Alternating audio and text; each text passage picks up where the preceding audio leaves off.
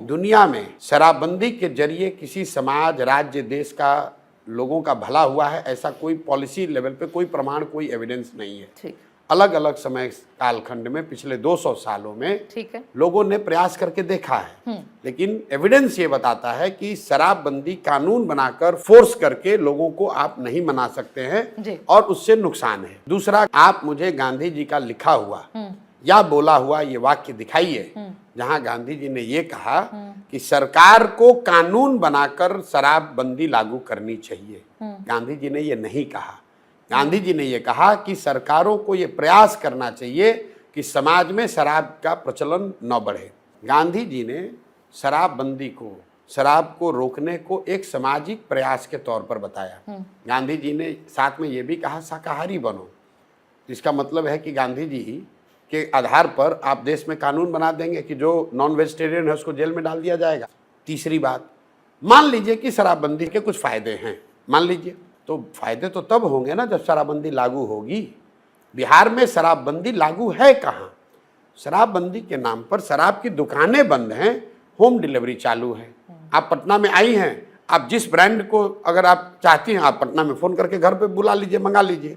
हो क्या रहा है? दुकानें बंद हो गई और घर घर शराब माफिया ने होम डिलीवरी चालू कर दी और 20,000 करोड़ का राज्य का नुकसान होने लगा।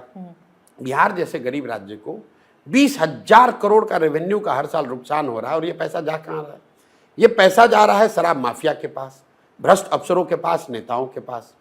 और शराबबंदी लागू भी नहीं है। आपने कहा महिलाओं को बड़ा कष्ट हो गया, ये हो गया।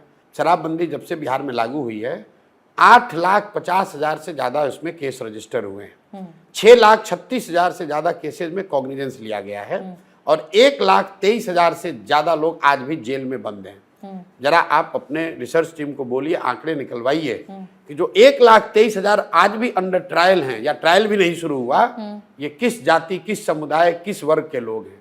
ज्यादातर लोग गरीब हैं, पिछड़े हैं, दलित हैं, जिनको कोई बेल कराने वाला नहीं है, जिनका कोर्ट लड़ने वाला नहीं है।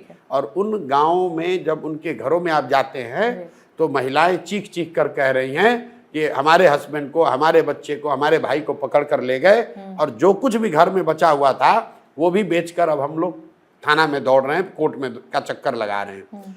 जन सुराज क्या कह रहा है कि भाई जब शराबबंदी लागू करा ही नहीं पा रहे हो तो इस ढकोसला कानून को हटाएंगे, रेगुलेटेड शराब बिके और शराब के बिकने से जो रेवेन्यू आए वो नेताओं की सुरक्षा और तामझाम पर खर्च ना हो, सड़क, बिजली, पानी के लिए भी ना खर्च हो। जो भी पैसा शराब के बिक्री से आए वो पैसा सिर्फ और सिर्फ बिहार में बच्चों की शिक्षा के लिए खर्च किया जाए।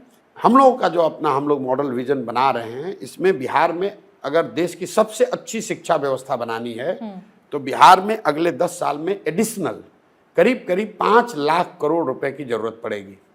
5 लाख करोड़ रुपया अगर हम लोग सिर्फ और सिर्फ शिक्षा पे खर्च करेंगे तो बिहार के हर प्रखंड में कम से कम 4 से 5 नेतरहाट या उससे बेहतर विद्यालय बनाए जा सकते हैं। ये 5 लाख करोड़ रुपया आएगा कैसे?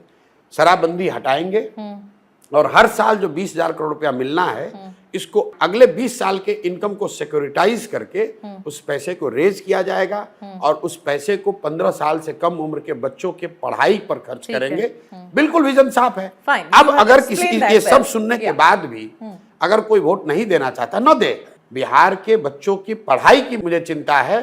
मैं शराबबंदी के बहस में पढ़ना नहीं चाहता हूं और मैं सिर्फ ये झूठी बात नहीं कहना चाहता हूं कि शिक्षा सुधार दूंगा। कैसे सुधार दोगे?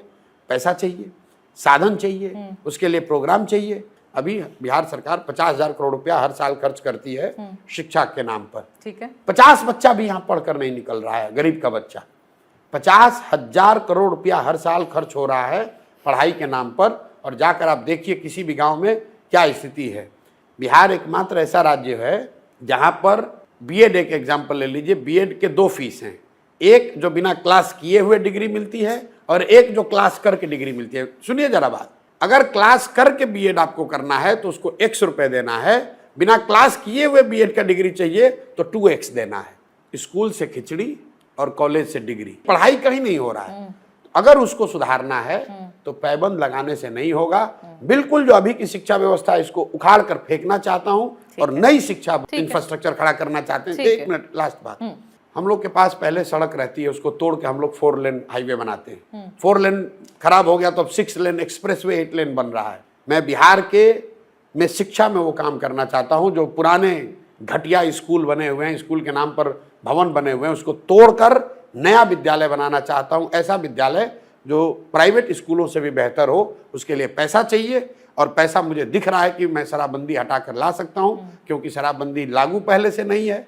पैसा जो माफिया के पास जा रहा है उस पैसे का इस्तेमाल मैं बिहार के बच्चों के लिए करना चाहता हूँ। आपकी ये जवाब से तो बहुत बिहारी खुश होंगे, ये एक्सप्लेनेशन सुनकर।